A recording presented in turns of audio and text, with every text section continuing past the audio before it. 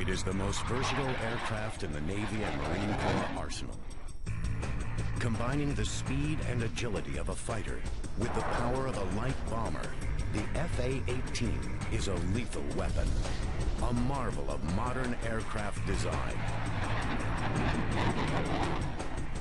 It's every pilot's dream to fly one, but to reach these elite ranks, trainees must pass a series of rigorous tests. From the training field to the carrier deck, the FA-18 has seized center stage as the world's elite strike fighter, the backbone of carrier-based aviation.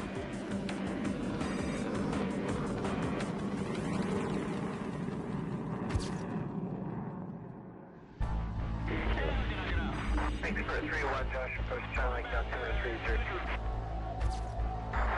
3-1, go. Every day in the skies over hostile territory, squadrons of FA-18s are on the prowl.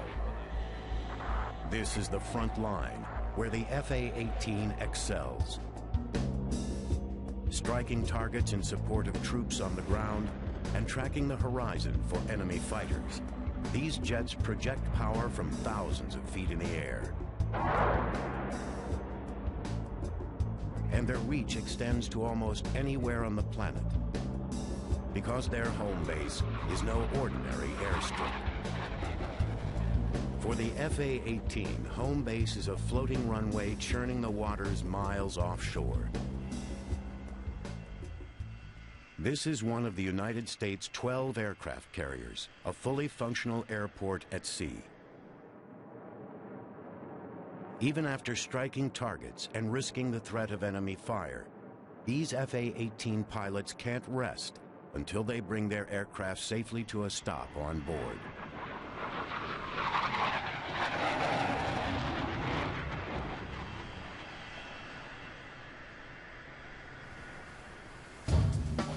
A carrier air wing is made up of more than just fighter jets. Each of the 80-plus planes on board carries out a specific task. S-3 Vikings for refueling and sub-hunting. E-2C Hawkeyes for reconnaissance. EA-6B Prowlers for jamming enemy electronics. And HH-60 Seahawk helicopters for shuttling people and materials. All these aircraft and the carrier itself are focused on one objective: forward force projection. And the one plane best suited for that role is the FA-18. The FA-18 Hornet is a $38 million high-tech machine. It's the smallest plane on the carrier, just 56 feet long and 15 feet tall with a 40-foot wingspan. Its streamlined design is characterized by a long, narrow fuselage and side-by-side powerful twin engines. At 21,000 pounds, it weighs half as much as many other fighter jets, with an advanced composite airframe of aluminum, titanium, and steel. To fly one of these jets is to join the ranks of just over 1,000 active Navy and Marine Corps Hornet aviators. The journey to become a carrier-qualified FA-18 pilot begins thousands of miles away from hostile territory in the peaceful farmland of Central California. Naval Air Station Lemoore is the Navy's newest and largest master jet air station. The flat terrain and lack of neighbors makes Lemoore a perfect spot. Talk about maneuvering out of control flight. Here, aviators who have passed their basic flight training learn how to fly the FA-18.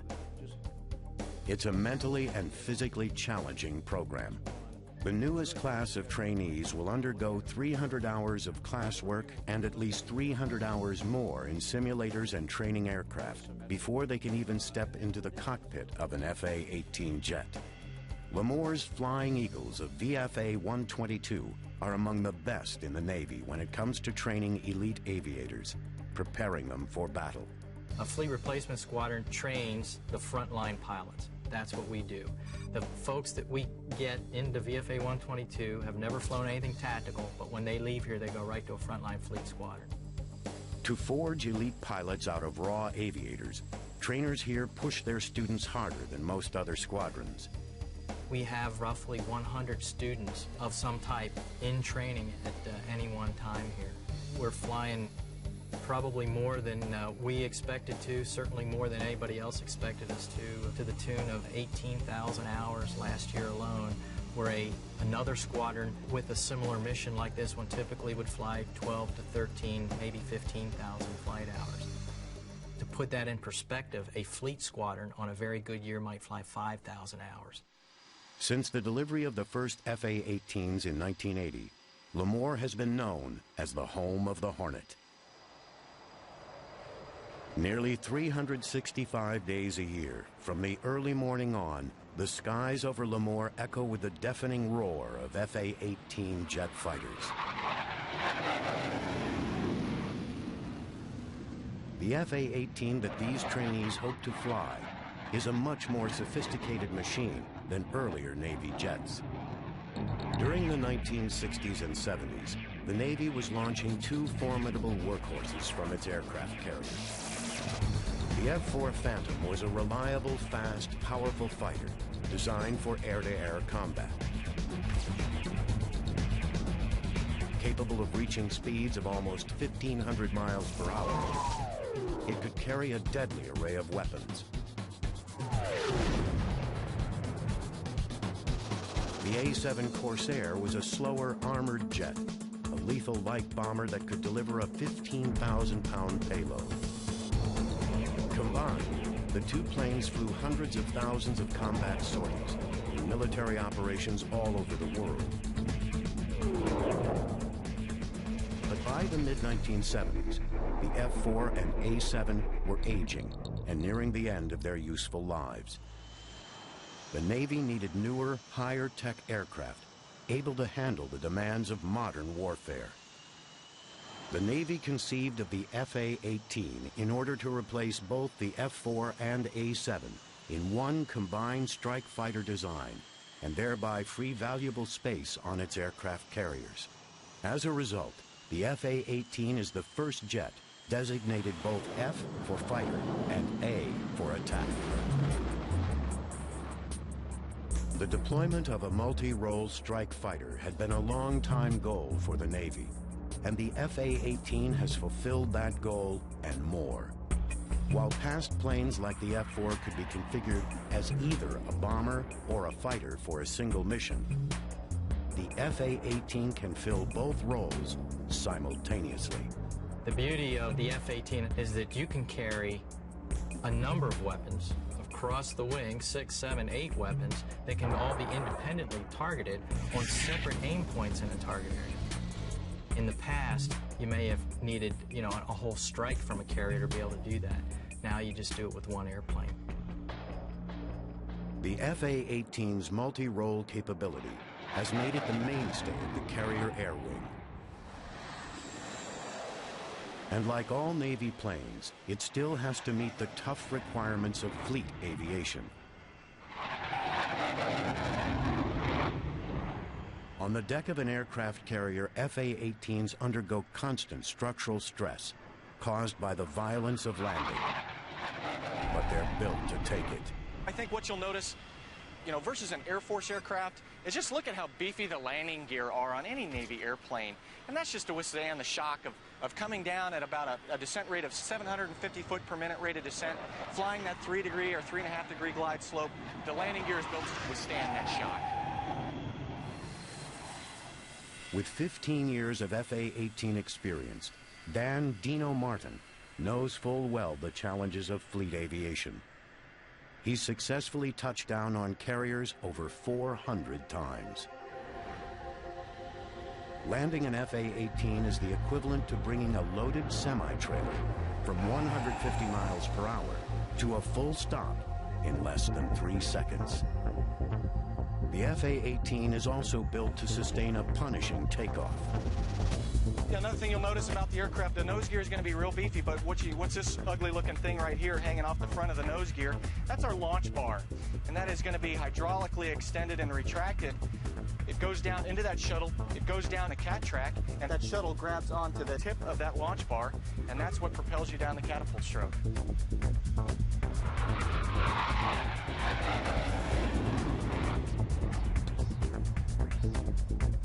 Powerful engines, General Electric's F-404s, are each capable of generating 18,000 pounds of thrust, an astounding 1/4 of the thrust of the rocket that sent the Mercury spacecraft into orbit. The FA-18's twin engines have built-in redundancy, so that if one engine goes down, the other can power the plane. Despite all the extra weight needed to land, launch, and keep the FA-18 aloft, its power and small size make it the most maneuverable aircraft in the Navy's airborne arsenal. Racing at top speeds of Mach 1.8, the Hornet can also climb at a rate of over 45,000 feet per minute. Leading-edge wing extensions and outward canted tail fins stabilize airflow, while the wide range of motion in the ailerons, flaps, and tail planes give the Hornet unparalleled pitch and roll control. The FA-18 is so maneuverable, it's the jet of choice for the Navy's Blue Angels demonstration squadron. These daring pilots have been flying the FA-18 Hornet since 1986. The jet's speed and handling characteristics have allowed the team to add new maneuvers to their program. The FA-18 can turn on a very tight radius and perform rapid rolls, all while also displaying the best slow speed ability of any Navy jet. But the Hornet's maneuverability takes a physical toll on the pilot. Its high-speed turns can create over 7.5 Gs. Under this stress, the average pilot feels almost 1,500 pounds of downward pressure on his body. To prepare for the rigors of flying an FA-18, pilots at Lemoore Naval Air Station undergo intense training. One of the most grueling stages takes place in the centrifuge. Lieutenant Tori Campbell is the Director of Navy and Marine Corps Centrifuge Training. All new FA-18 pilots must make it through her program before being cleared to take off in the jet. So what we have today is a very typical class for centrifuge-based flight environment training, or CFET. We have 10 students. They are new FA-18 pilots. They are winged. They are already pilots, but they are just beginning to learn how to fly the FA-18.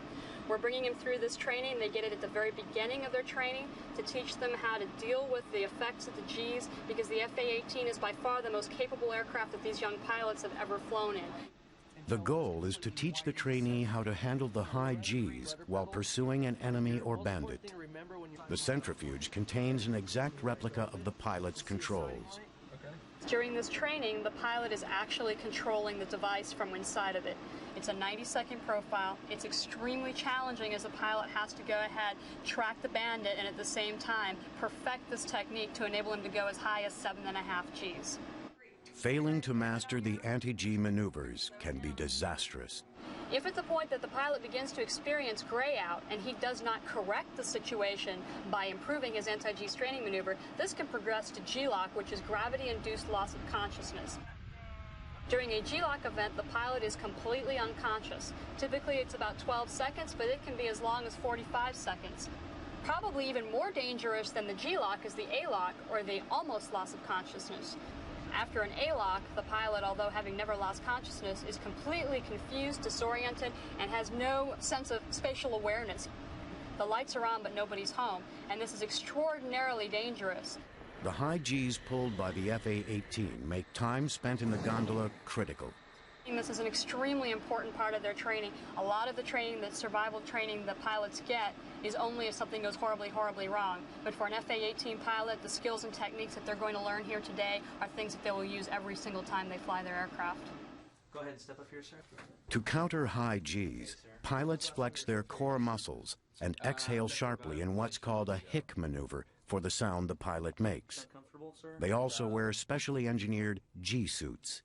What the G-suit does is when you're pulling G's, basically it's pushing all the blood to the lower parts of your bodies, the lower extremities such as your thighs, your calves, and your abdomen, and it brings the oxygenated blood away from your brain. So what this does is create pressure around the biggest muscles, and also incorporated with the hic maneuver, the squeezing of your lower extremities, your biggest muscles being the thighs and abdomen. It pushes all that blood back up and keeps you from passing out. I'm just going to have you sit here, sir. I'm going to take a look at your AGSM. Okay. So I know what's going to happen inside the gondola. This FA-18 pilot in training is about to undergo the centrifuge's ACM profile. It's by far the most grueling.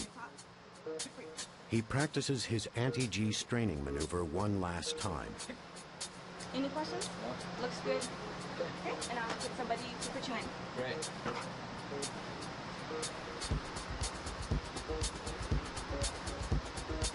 Go ahead and follow me, please.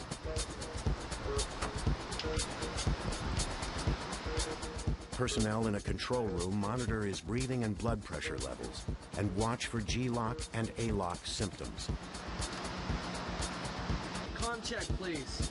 Loud and clear, how mean? Read you the same, loud and clear. Restraint system? All 4 locked. But even with all the safety checks, once the door closes, he's on his own. G-suit? Plugged in, comfort zipper zip, no air first ride. All right, pilot is clean. Gondola is clean.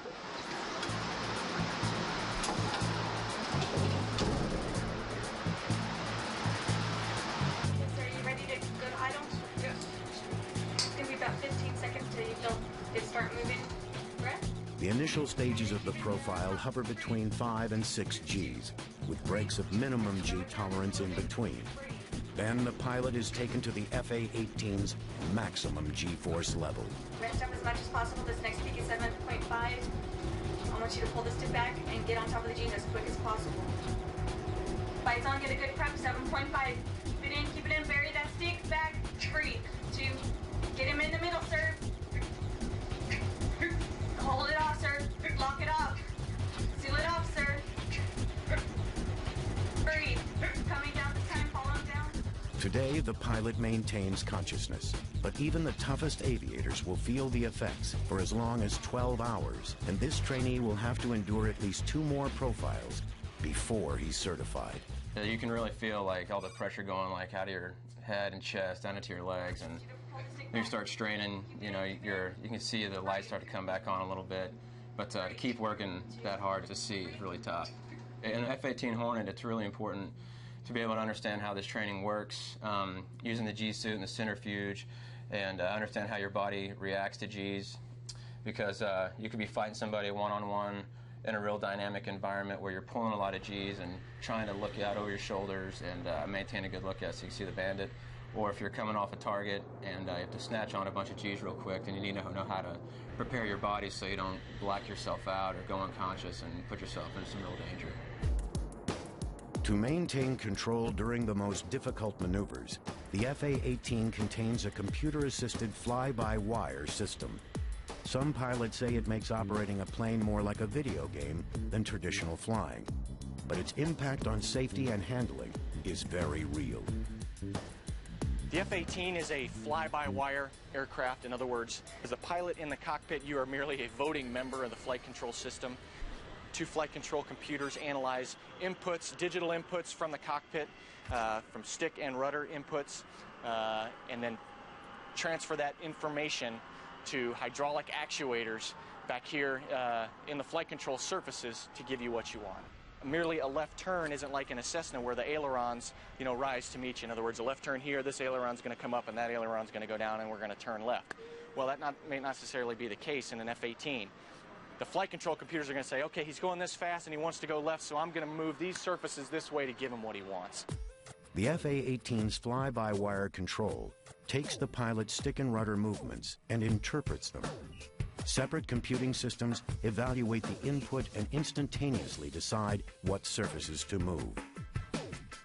If more than 2 of the computers fail, the pilot can manually take back some critical controls. If the pilot does lapse into G-lock during a maneuver, the FA-18's flight system takes over, automatically leveling out the jet's path through the air.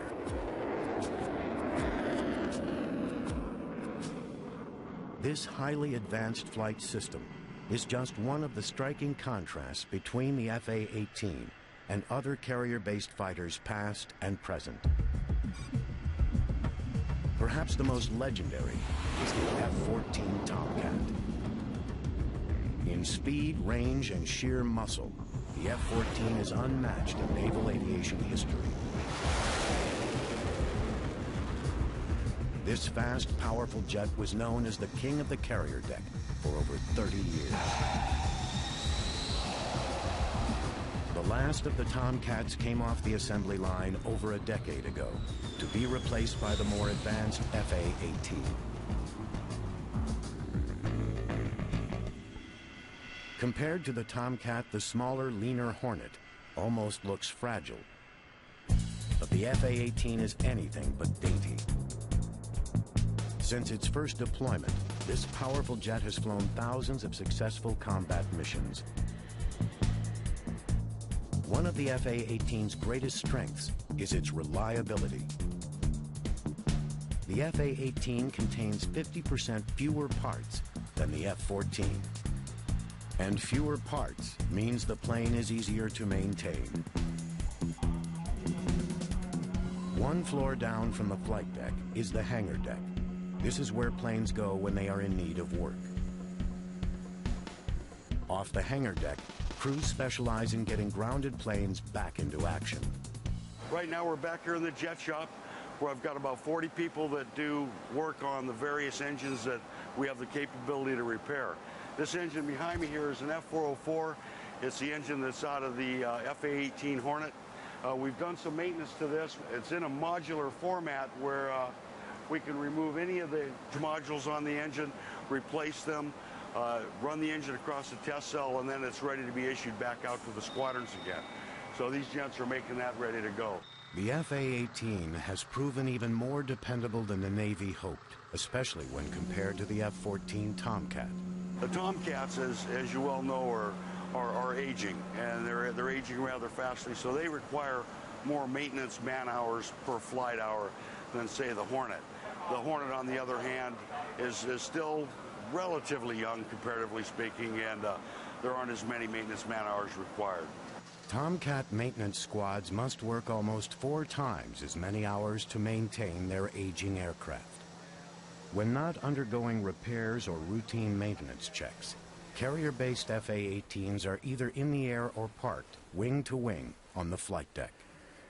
With as many as 80 planes aboard, and several at a time taking off or landing, the flight deck can become dangerously busy.